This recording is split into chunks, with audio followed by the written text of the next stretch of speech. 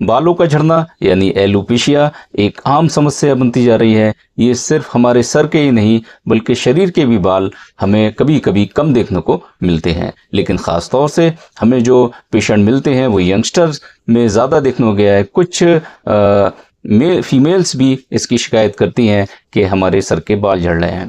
इसका कारण ये है, एक तो हेरिडिटी हो सकती है, दूसरा हार्मोनल चेंजेस हो सकते हैं, या फिर कोई मेडिकल कंडीशन हो सकती है जिसकी वजह से बाल झड़ना शुरू हो जाते हैं।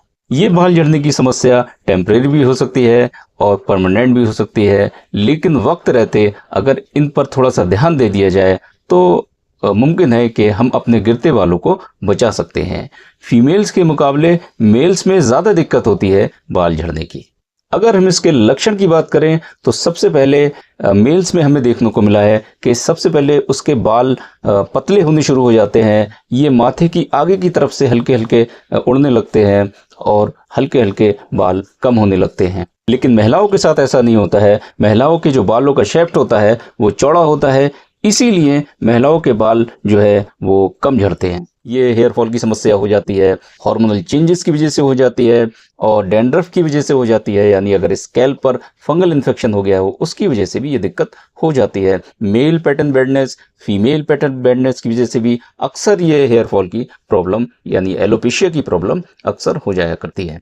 और इसके अलावा न्यूट्रिशनल डिफिशियंसी की वजह से भी हेयर फॉल की समस्या अक्सर हमें देखने को मिलती है। अगर हम इसके ट्रीटमेंट की बात करें तो ट्रीटमेंट में according to the condition patient को किस वजह से हेयर फॉल हो रहा है, न्यूट्रिशनल डिफिशियंसी की वजह से हो रहा है, डैंड्रफ की वजह से हो रहा है, या फिर स्कैल्प पर डैंड्रफ की वजह से हो रहा है, या फिर हार्मोनल चेंजेस की वजह से हो रहा है, ये आपको देखकर पता लगेगा कि आपका चिकित्सक क्या डायग्नोसिस करता है। हमारे यहाँ भी इसका इलाज कुशलतापूर्वक किया जाता है और विदाउट साइड इफेक्ट किया जाता है।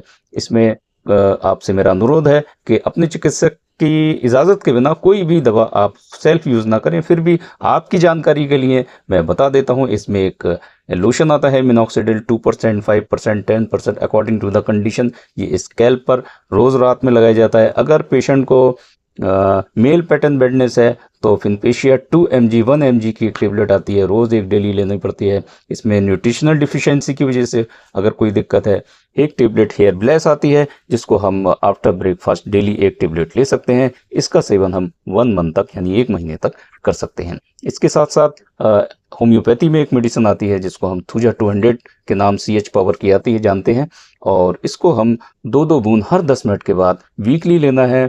3 बार लेना है इस दवा को। उसके साथ उसके आधे घंटे के बाद हमें वाइसविडान लेना है। एक ये होम्योपैथी की मेडिसिन आती है, 2 बूंद सुबह, 2 बूंद दोपहर, 2 बूंद शाम। अगर पेशेंट को मेल पैटर्न बैडनेस है उससे भी ये समस्या दूर हो सकती है। और इसके साथ साथ अगर हम आयुर्वेद की बात करें तो इसमें भिनराज एक दवा आती है। आंवले का सेवन आपके लिए बहुत फ़ायदेमंद है। इसमें ऑयल भी आता है और इसमें टेबलेट्स भी आती हैं जिसके सेवन से हम बहुत जल्दी ठीक हो जाते हैं और हमारे यहाँ भी इसका इलाज कुशलता पूर्वक किया जाता है। तो उम्मीद है आपको ये जानकारी पसंद आई होगी। आपका बहुत बहुत धन्यवाद।